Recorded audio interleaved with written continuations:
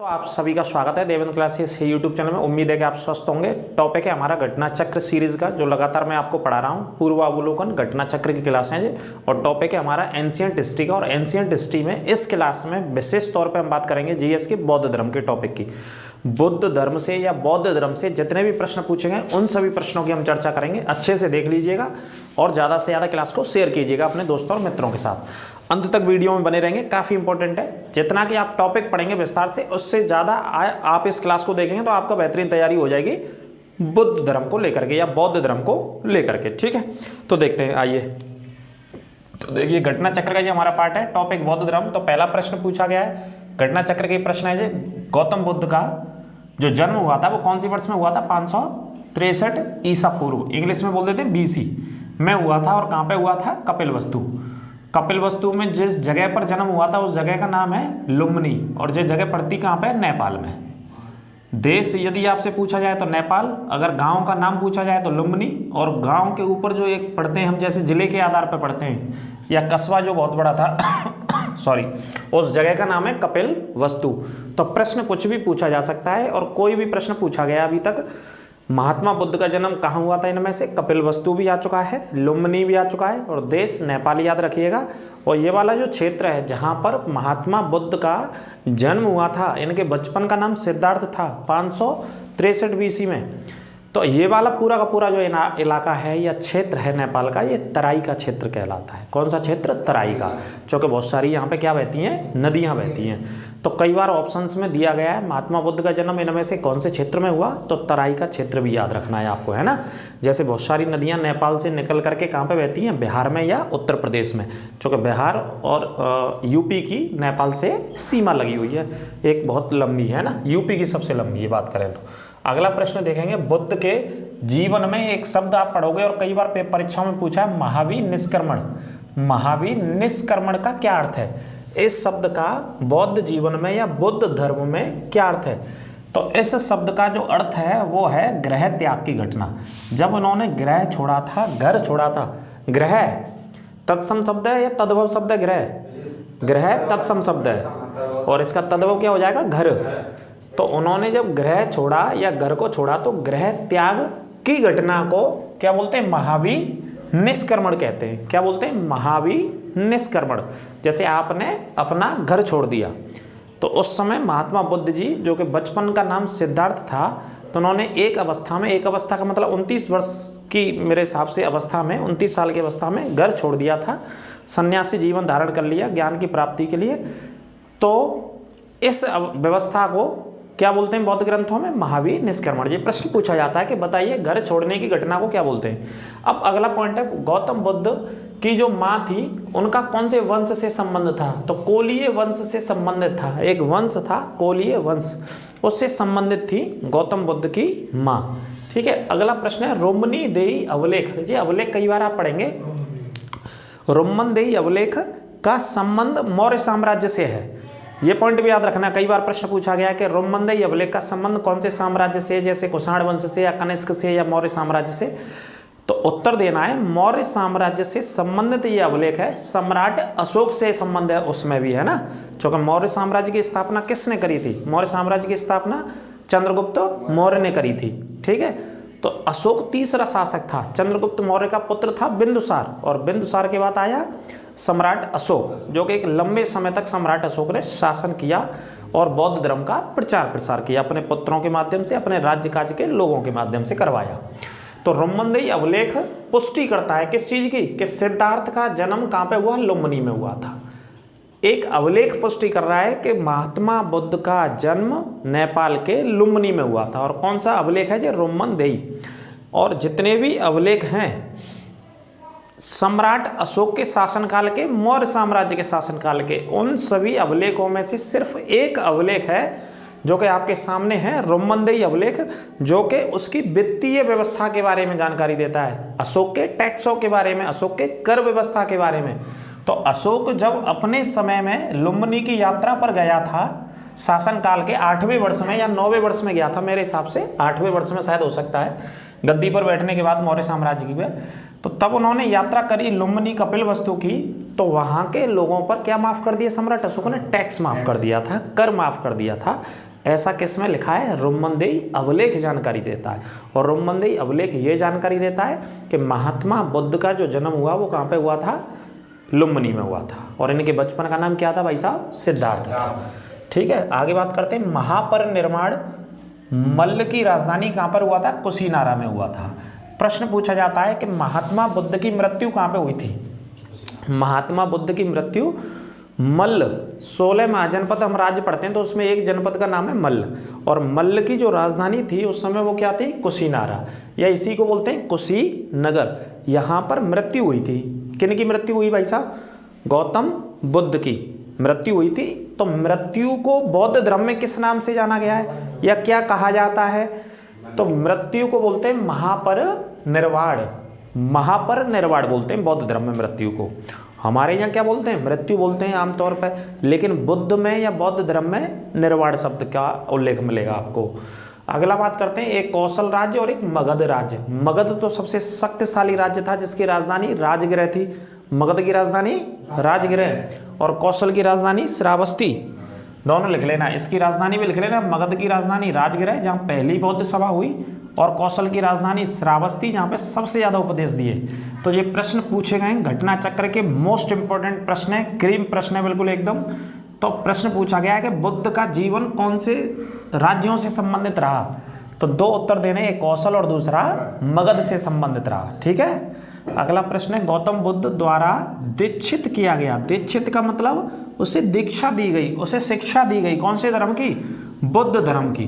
तो अंतिम व्यक्ति कौन था? तो अंतिम व्यक्ति का नाम था सुभद्र। सुभद्र नाम का वो अंतिम व्यक्ति था जिसने बौद्ध धर्म को बौद्ध धर्म की ज्ञान लिया या शिक्षा ली या दीक्षित हुआ बौद्ध धर्म में।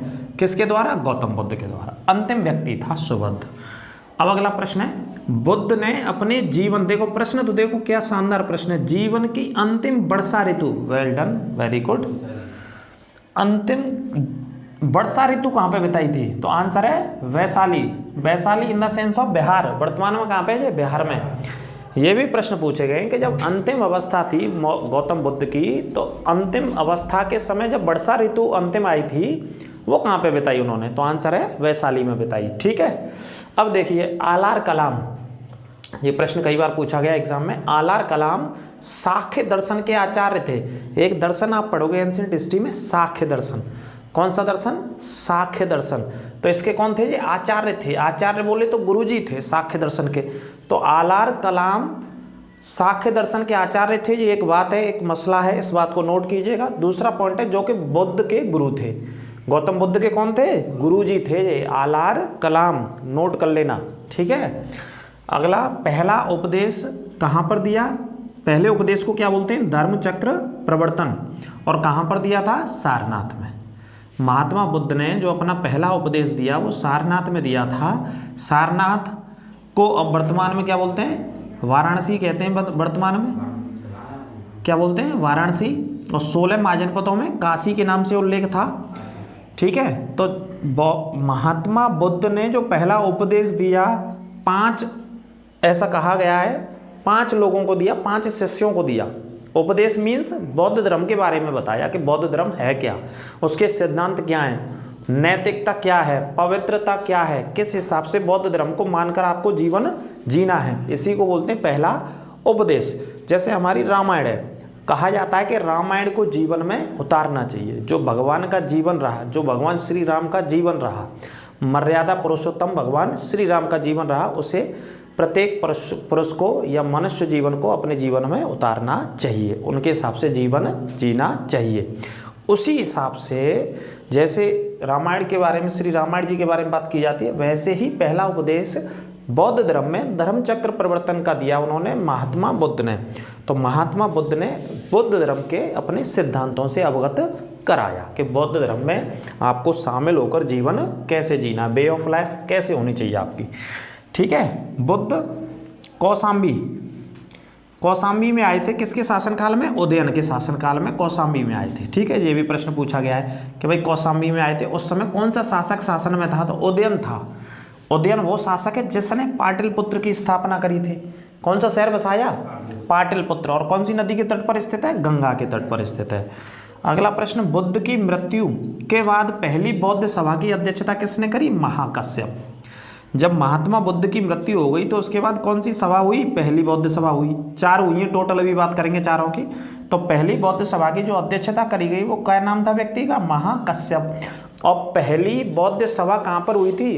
राजगृह में हुई थी, मगध की राजधानी राजगृह में। ठीक है, ये पॉइंट नोट कर लेना। और इसी सभा की अध्यक्षता करी थी महाकश्यप ने। ठीक है, आगे देखिए, पहली बौद्ध सभा कहाँ पे हुई थी? राजगृह में, लेकिन राजगृह के भीतर एक गुफा में हुई थी और उस गुफा का नाम है सप्तपर्णी गुफा। कौन सी गुफा है? सप्तपर्णी गुफा। छाप लेना इसको और याद कर लेना, ये कहीं नहीं मिलेगा, सिर्फ हम ही बताएंगे इस क्वेश्चन को। ठीक है, तो कौन सी गुफा का नाम है? सप्तपर्णी गुफा में ये पहली बौद्ध सभा। चौथी बौद्ध सभा की अध्यक्षता वसुमित्र किसने करी थी? वसुमित्र ने चौथी, जो कि कश्मीर के कुंडलवन में हुई थी। कहाँ पे हुई थी? कश्मीर के कुंडलवन में। अब देखो एक बार देख लेते हैं, पहली बौद्ध सभा कहाँ पे हुई? राजगृह में, नंबर 1। 4 बौद्ध सभा हुई हैं। दूसरी बौद्ध सभा कहाँ पे हुई? वैशाली में। पहली बौद्ध सभा अजातशत्रु के शासनकाल में हुई, दूसरी कालाशोक के शासनकाल में, और तीसरे नंबर की जो बौद्ध सभा हुई पटना, लेकिन पटना को क्या बोलते थे? पाटलिपुत्र। और ये किसके समय में हुई? सम्राट अशोक के समय में। और चौथी बौद्ध सभा हुई थी कुंडलवन में। कुंडलवन बोले तो कश्मीर में, कुंडलवन का है कश्मीर में। और ये किसके शासनकाल में? कनिष्क के शासनकाल में हुई थी। ठीक है, अब एक बार आपको रिवीजन करा देते हैं। जैसे महात्मा बुद्ध का जन्म कहाँ पे हुआ? लुम्बिनी में हुआ। ज्ञान की प्राप्ति कहाँ पे हुई? बोध गया में हुई थी, बिहार में। पहला उपदेश या प्रवचन कहाँ पे दिया? सारनाथ में। महापरिनिर्वाण कहाँ पे हुआ? कुशीनारा में। ये 4 जगह महात्मा बुद्ध के जीवन से बहुत मोस्ट इंपॉर्टेंट है, चारों को याद रखना, कई बार प्रश्न चारों जगहों से पूछा गया है। अगला प्रश्न देखिए, बोध गया जो कि बिहार में स्थित है, इसमें एक मंदिर है, जिस मंदिर का नाम है महाबोधि मंदिर। में क्या हुआ था? ज्ञान प्राप्त हुआ था। किन को ज्ञान प्राप्त हुआ? महात्मा बुद्ध को। अगला प्रश्न है, बोधि वृक्ष को किसने नष्ट कर दिया था? एक शशांक नामक शासक था, इसने नष्ट कर दिया था बाद में। ये वही बोधि वृक्ष है। इसी वृक्ष के नीचे बैठकर निरंजना नदी के तट पर, एक नदी बह रही है, वहाँ से बहती थी, कौन सी? निरंजना नदी के तट पर महात्मा बुद्ध को ज्ञान की प्राप्ति हुई थी। ठीक है, नोट करते चलना, कोई दिक्कत शक समस्या हो तो बताइएगा। बुद्ध के उपदेश हमें क्या सिखाते हैं? हमें सिखाते हैं आचरण की क्या होनी चाहिए? शुद्धता। और क्या होनी चाहिए? पवित्रता। इसी चीज को क्या सिखाती है? हमारी श्री रामायण जी सिखाती है इसी चीज को। तो आपको अंतर नहीं मिलेगा बौद्ध धर्म और श्री रामायण जी में, अगर पढ़ोगे और देखोगे और समझोगे तो। भाई आचरण कैसा जीना चाहिए? भगवान श्री राम की तरह। और पवित्रता भी कैसी होनी चाहिए? उन्हीं की तरह, है ना, सीता जी की तरह। तो ये पात्र हमारे सामने हैं। इसी चीज को बौद्ध धर्म में उपदेश के रूप में कहा गया है कि इस तरीके से जीवन जीना चाहिए व्यक्ति को। अष्टांगिक मार्ग दिए गए। कितने मार्ग दिए बौद्ध धर्म में? 8। इन 8 रास्तों को, 8 मार्गों को क्या बोलते हैं? अष्टांगिक मार्ग। अब इनकी संकल्पना कहाँ से संबंधित है? धर्मचक्र प्रवर्तन से संबंधित है, जो पहला उपदेश दिया था अष्टांगिक मार्गों की। आगे अगला प्रश्न है, बुद्ध किस में विश्वास करते थे? तो बुद्ध कर्म में विश्वास करते थे। हमेशा महात्मा बुद्ध ने या गौतम बुद्ध ने, अलग अलग नाम है उनके, बचपन का नाम सिद्धार्थ था, हमेशा उन्होंने किसको श्रेष्ठता दी? कर्म को। व्यक्ति का कर्म ही श्रेष्ठ है। आप जैसे अच्छे कर्म करोगे उसी के हिसाब से आपकी प्रोन्नति, उन्नति, प्रगति होगी। इसी को श्रेष्ठ मांगा। किसने माना? बौद्ध धर्म में माना गया है। और कर्म को ही देखो जुड़ रहा है। अब दूसरी बात मैं बताता हूँ, आपको भी जानकारी होगी इसकी। कर्म को ही प्रधानता दी गई है या महत्वता दी गई है हमारे यहाँ गीता में, श्रीमद् भागवत गीता में। भगवान श्री कृष्ण जब अर्जुन को संदेश देते हैं कुरुक्षेत्र के मैदान में, जब महाभारत का युद्ध हो रहा है, उसी का एक अंश क्या है? श्रीमद् भागवत गीता है। तो भगवान श्री कृष्ण ने किस पे जोड़ दिया है? कर्मों पे जोड़ दिया है कि व्यक्ति को जो महान बनाएगा जीवन में, वो उसका कर्म बनाएगा। और उसी चीज को कौन सा धर्म कह रहा है? बुद्ध धर्म कह रहा है। तो चीजों में अंतर नहीं मिलेगा धर्मों में आपको, ठीक है। और निर्वाण की प्राप्ति की बात करी इन्होंने, है ना। निर्वाण की प्राप्ति कहते हैं बौद्ध धर्म में, और हमारे यहाँ बोलते हैं मोक्ष की प्राप्ति। बार बार जीवन जीने से और बार बार मरने से ही आपको क्या मिलनी चाहिए, एक बार मोक्ष की प्राप्ति। ना तो आपका मरण होगा ना आपका जन्म होगा, आपको मिल जाएगी मोक्ष की प्राप्ति। ठीक है, तो मोक्ष की प्राप्ति भैया मिलती भी है लोगों को, जो साधु सन्यासी जो आचार्य हैं, जो जंगलों में, घाटियों में, पर्वतों में, तलहटियों में तपस्या कर रहे हैं लगातार, ग्रंथों का अनुवाद कर रहे हैं लगातार, शास्त्रों का अध्ययन कर रहे हैं लगातार, है ना। तो आगे बात करते हैं। देखो विनय पिटक, ये पढ़ोगे आप कई बार। विनय पिटक क्या एक बौद्ध ग्रंथ है जो कि संघ मतलब बौद्ध संघ के जीवन के नियम है। ये संघ में जो जीवन के नियम कैसे होने चाहिए, जीवन जीने के नियम कैसे होने चाहिए, ये किस में बताया गया, विनय पिटक में। अगला प्रश्न, महात्मा बुद्ध के नैतिक सिद्धांत किस में दिए रखे हैं, सुत्ति पिटक में। ये नैतिक सिद्धांत सुत्ति पिटक में संबंधित है। बौद्ध धर्म में 3 रत्न दिए गए। कितने रत्न है भैया, 3 रत्न। और कर्ण अर्जुन में कितने रत्न थे, 2 रत्न थे। कर्ण और अर्जुन, मेरे कर्ण अर्जुन आएंगे, तो उसमें 2 थे। और 16 पिक्चर में भी कितने थे, 16 नहीं देखी आपने, कोई बात नहीं, लेकिन आप देख लेना। तो 16 में कितने थे, 2 लोग थे। और जो गब्बर सिंह बेचता है वो कितने थे, 3 थे।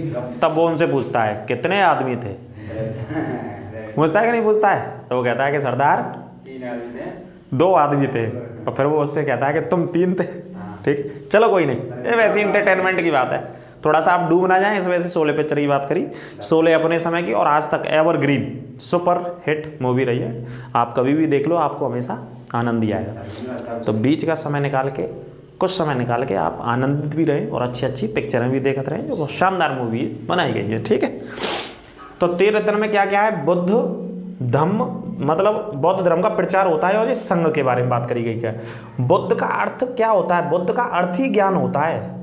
आपने बौद्ध धर्म अपना लिया तो आपने क्या ले लिया, ज्ञान ले लिया, बहुत शानदार तरीके। और धम्म का मतलब प्रचार प्रसार करना, क्या करना, प्रचार। और संघ मतलब संघ, जो संघ रहता था। ठीक है, अगला देखिए, बुद्ध के दार्शनिक सिद्धांत किस में संबंधित है, अभिधम्म पिटक। ये भी एक ग्रंथ है।